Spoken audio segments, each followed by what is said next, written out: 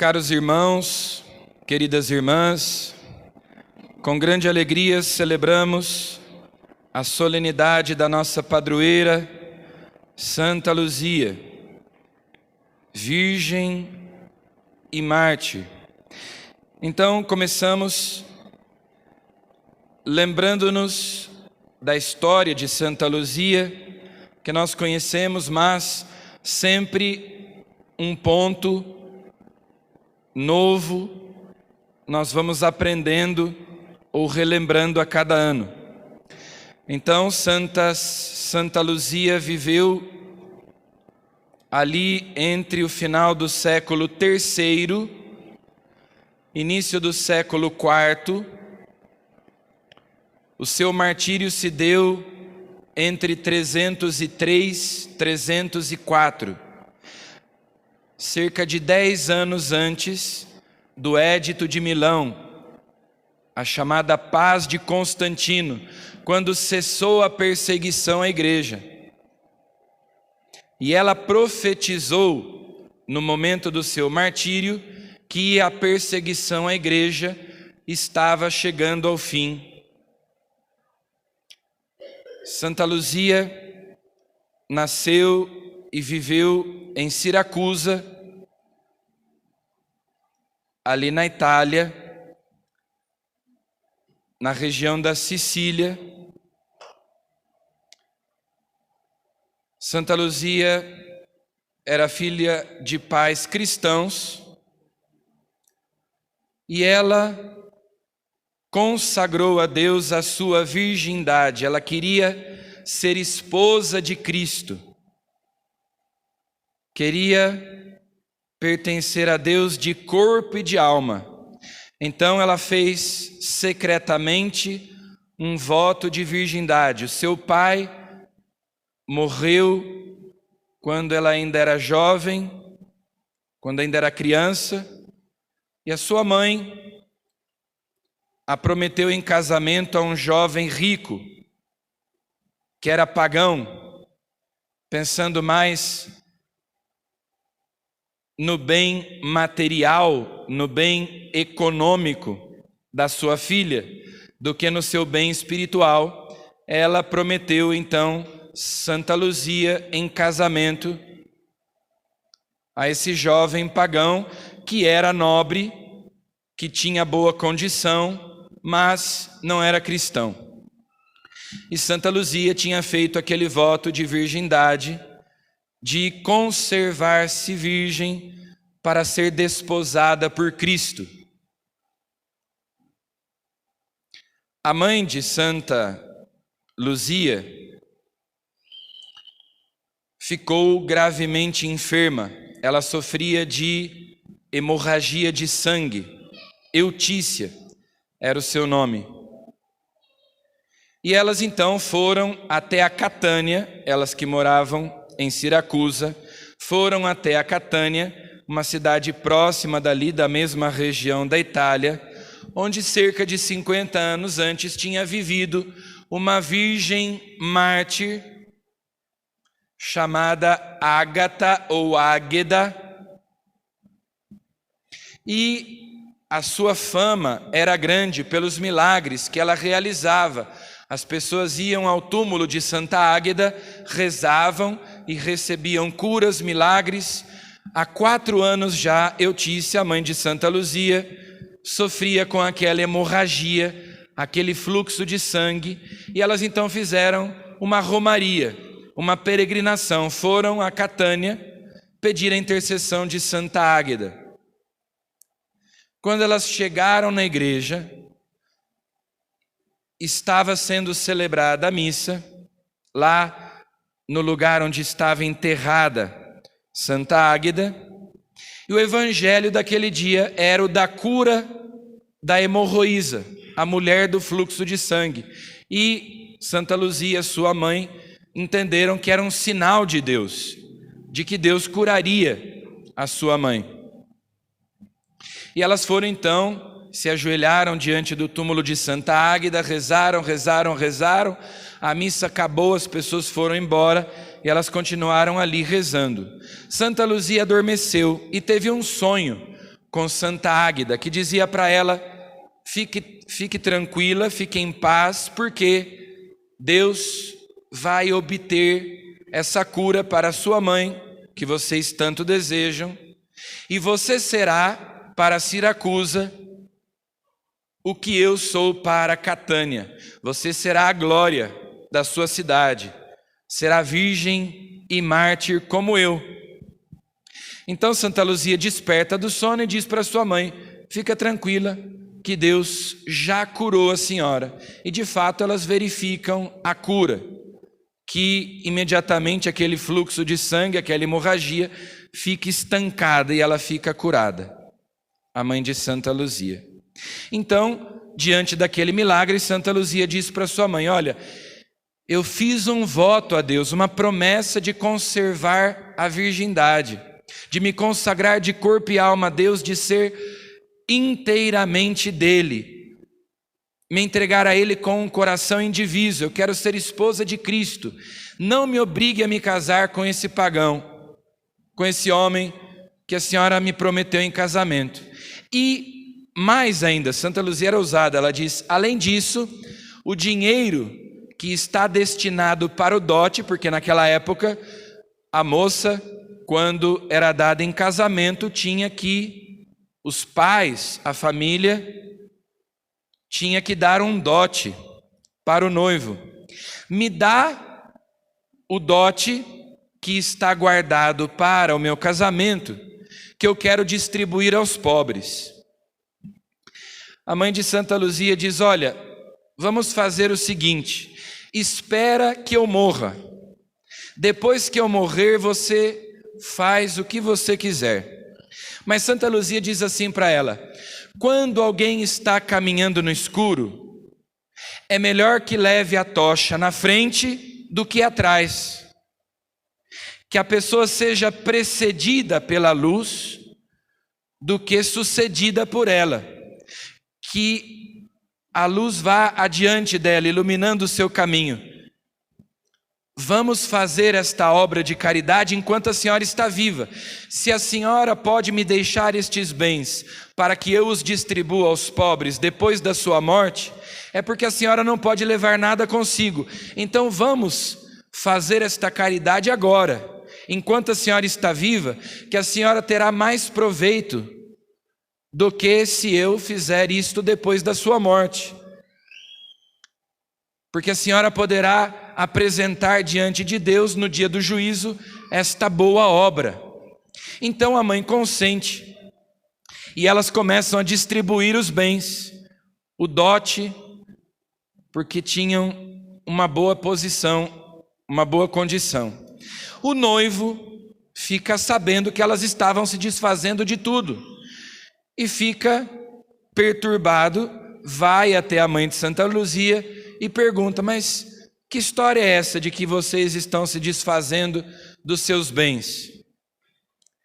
E a mãe de Santa Luzia diz assim: é que a minha filha encontrou um investimento mais rentável e mais seguro. Ela está investindo o dinheiro dela para ter um retorno melhor. E daí ele fica tranquilo, porque ele entende que Santa Luzia terá lucro. Só que o lucro era espiritual, né?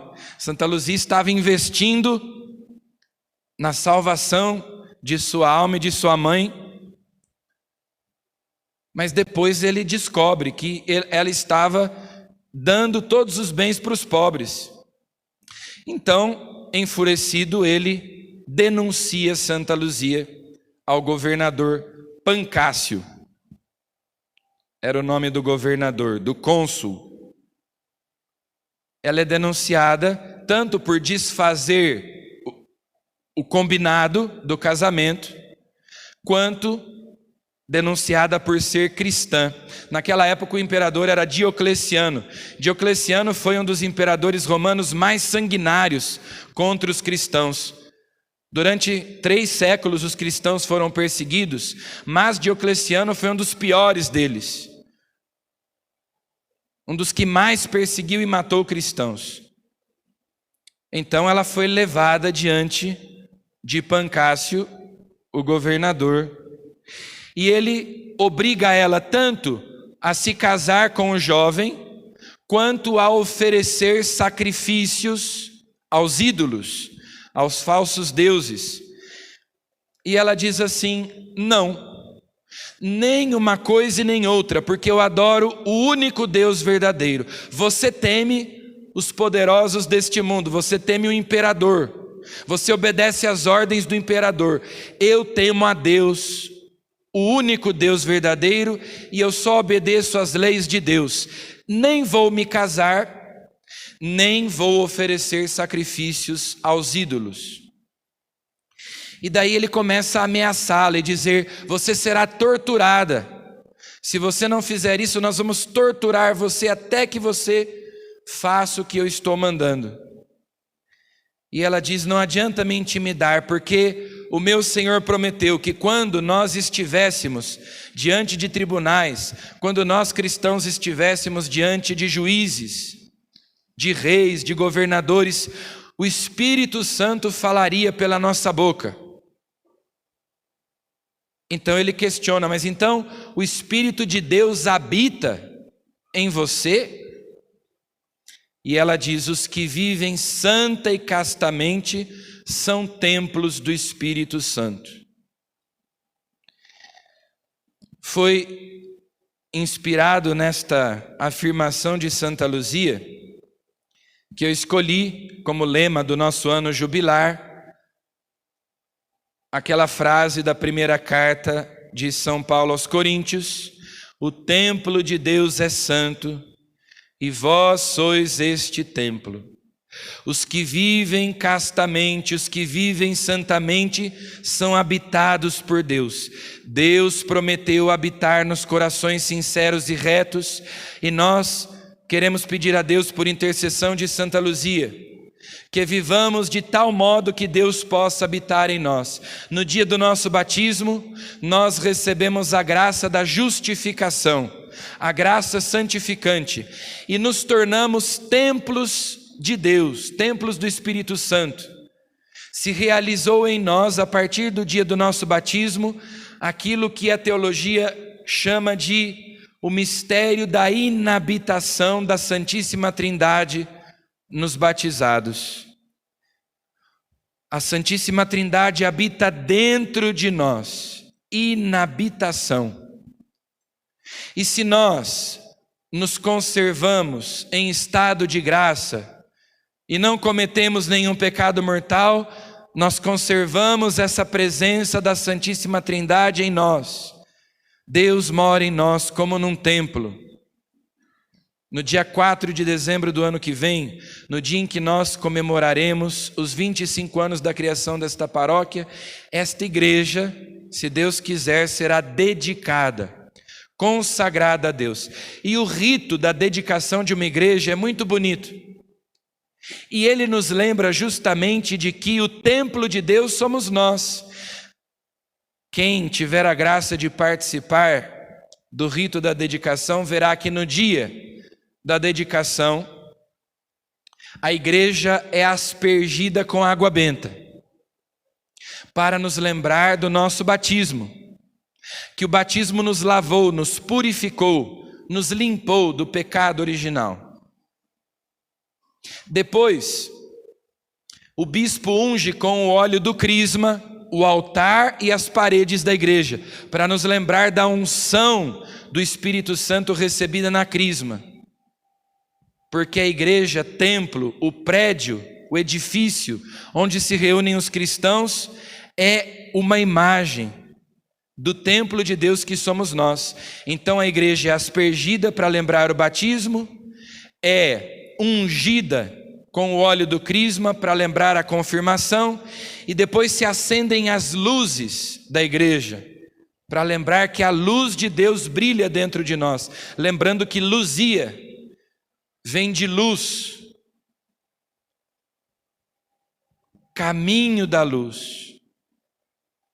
Cristo é a luz do mundo. No Natal nós vamos celebrar justamente que a Virgem Maria deu ao mundo a luz, que é Jesus, que veio para iluminar todos os povos. Mas Cristo também diz que nós somos a luz do mundo. se nós estamos unidos a Ele. Então Santa Luzia nos lembra que o templo de Deus é santo e nós somos esse templo se nós vivemos santamente, castamente, se o nosso coração é sincero, é reto diante de Deus, Deus habita em nós. E depois então, o governador diz para ela: então, se você é habitada por Deus porque é casta,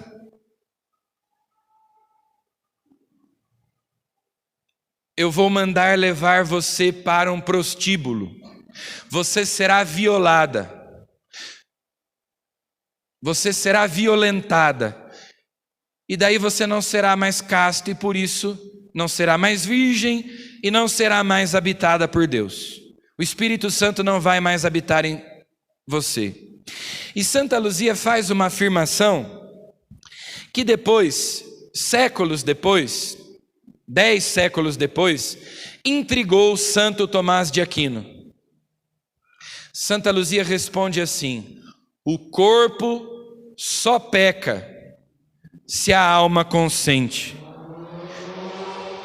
Se você colocar incenso na minha mão e me obrigar a oferecer esse incenso aos deuses falsos, Deus não levará isso em conta, porque eu estarei sendo coagida. Deus conhece o meu coração. O corpo só peca se a alma consente. Se eu for violentada, eu conservarei a castidade, eu não pecarei, porque eu estarei sendo forçada a fazer aquilo que eu não quero fazer. E isso é importantíssimo. Tem gente que diz que peca contra a própria vontade, sem querer. Padre, eu pequei sem querer. Ninguém peca sem querer. O pecado é um ato de vontade. Peca-se com a alma, não com o corpo.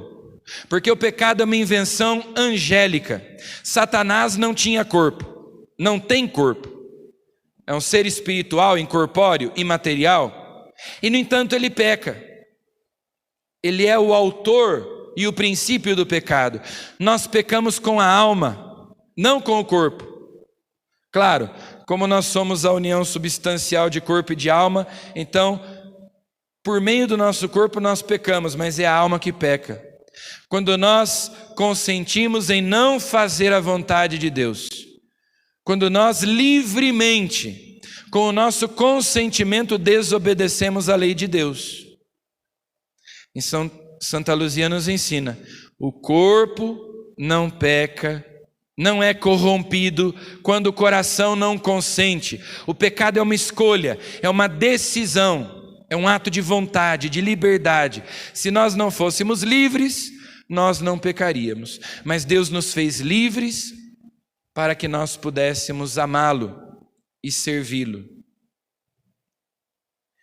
E Santa Luzia, então, o governador manda que a levem para ser executada. E os soldados vêm para levá-la embora, mas ninguém consegue movê-la. Vários homens, vários soldados fortes vêm e tentam tirá-la do lugar e ninguém consegue movê-la. Aí algumas versões dizem até que amarram bois com cordas nela para puxá-la e ninguém consegue tirá-la do lugar. Daí pensam que aquilo é feitiçaria, chamam magos, feiticeiros, e ninguém consegue tirá-la do lugar. Aí Pancácio diz assim: pois bem, então já que ela não sai do lugar, coloquem lenha, óleo e ponham fogo nela. Ateiam fogo nela e nada acontece. O fogo fica em volta. E daí finalmente então vem um soldado e com uma espada atravessa o pescoço de Santa Luzia. E é assim que ela morre, mas dizendo que a perseguição aos cristãos estava chegando ao fim.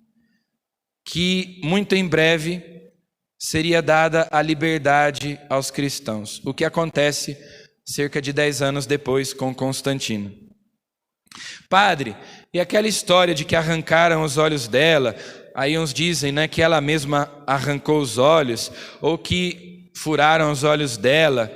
Bom, parece que essa história é uma confusão, porque nenhuma das atas de martírio antigas fala de olhos arrancados e coisa parecida. Parece que é uma confusão com o nome dela, Luzia. Então, na Idade Média, como Luzia quer dizer luz, e começaram a invocá-la como padroeira dos olhos, daqueles que têm problema de visão. E no mesmo dia 13, se comemora uma outra santa, que era cega, e que milagrosamente voltou a enxergar. Enfim, o povo vai confundindo as coisas e vai inventando história, né? E daí surgiu essa história de que arrancaram os olhos e nasceram outros olhos. Talvez começaram a representá-la com os olhos na mão, justamente por ela ser invocada como padroeira da visão. E daí as pessoas começam a inventar história, né? Ah, ela tem um prato com os olhos na mão porque arrancaram os olhos dela, etc e tal. Enfim, não se sabe bem se é verdade ou não essa história dos olhos. O fato é que as atas de martírio mais antigas nada dizem respeito a isso. Mas ainda assim ela é a padroeira da visão, porque o seu nome lembra a luz que ilumina os olhos. Mas sobretudo a visão espiritual só se vê bem com o coração, porque o essencial é invisível aos olhos. E essa é a visão que nós devemos pedir a Deus, visão espiritual, a luz da fé, que nos ilumine e que nos faz enxergar a verdade de Deus para a nossa salvação. Mas também, claro, nós pedimos a Deus, por intercessão dela, a saúde do corpo, dos olhos do nosso corpo, mas especialmente dos olhos da alma. E o evangelho que se lê no dia de hoje, a parábola das virgens prudentes, das virgens previdentes. É o capítulo 25 do Evangelho de São Mateus. O capítulo 25 tem 3 parábolas. E, só contextualizando rapidamente, Jesus, ali no capítulo 23 do Evangelho de São Mateus, entra em Jerusalém. Então nós estamos na Semana Santa. E Jesus começa a ensinar, e vem no capítulo 24 o discurso escatológico de Jesus. Jesus fala da destruição do templo, e o capítulo 25 marca o final da pregação de Jesus. A partir do capítulo 26, São Mateus começa a narrar a paixão de Jesus, a morte de Jesus. Então, são as últimas palavras de Jesus às multidões, aos discípulos. E no capítulo 25 são contadas 3 parábolas. A primeira é essa das virgens prudentes. A segunda é a parábola dos talentos. E a terceira é a parábola do juízo final. Todas elas falam da volta de Cristo e de como nós devemos estar vigilantes, preparados para quando o Senhor vier. E, claro, essa parábola tem tudo a ver com o tempo do advento. Estai preparados para quando o Senhor vier. Mas nessa parábola Jesus é representado como o esposo que vem para a festa de casamento. Então, naquela época, acontecia que o casamento era combinado pelos pais do noivo e da noiva, era acertado, e quando chegava o momento, o noivo vinha até a casa da noiva buscá-la para levá-la para casa. E ali se celebrava na casa da noiva, dos pais da noiva, o casamento. Então as virgens, amigas da noiva, ficavam ali para formar o cortejo e acompanhar a sua amiga, que seria levada pelo noivo. E quando o noivo estava vindo, os amigos do noivo vinham na frente e diziam: o noivo está chegando. Então é isso que retrata essa parábola. Estavam lá as virgens, as 10 virgens. A tradução do lecionário diz providentes e imprevidentes, mas a tradução mais tradicional diz as virgens prudentes e as virgens imprudentes, ou as virgens nécias, as virgens loucas. Ser prudente, a prudência, é uma das 4 virtudes cardeais. Ser prudente é saber escolher o que é certo, é saber tomar decisões, é mirar na meta e saber escolher os meios adequados para atingir a meta. E a nossa meta é a salvação da nossa alma, é alcançar a vida eterna, é vivermos neste mundo de tal modo, sermos prudentes é vivermos neste mundo de tal modo que possamos alcançar o reino dos céus, a salvação. Isso é ser prudente. E viver despreocupado com a salvação da nossa alma é ser louco, nécio, imprudente. Então, algumas daquelas virgens eram prudentes, previdentes, e as outras eram imprevidentes. Quando dizem que o noivo está chegando, elas se dão conta que não tem óleo suficiente para manterem as suas lâmpadas acesas até que o noivo chegue. Então elas vão até a cidade, mas quando elas voltam, o noivo já chegou, já entrou, a porta está fechada e elas ficam para fora. Os padres da igreja ensinam que a chama da lâmpada que nós temos que manter acesa é a chama da fé, e o óleo que mantém acesa a chama da fé é a caridade, é o amor. Porque, como nós meditávamos ontem, no evangelho de ontem, deste domingo, a fé opera pela caridade, a fé sem obras é morta. Com a caridade, com o amor, o serviço a Deus e aos nossos irmãos, nós vamos alimentando a chama da fé. Porque quando Jesus, o divino esposo, vier nos desposar, nós temos que ter boas obras para apresentar a Ele. Obras de misericórdia, obras de caridade. Lembrando que depois da parábola das virgens prudentes, Jesus conta a parábola dos talentos. Nós teremos que prestar contas a Deus do que fizemos com o que Ele nos deu.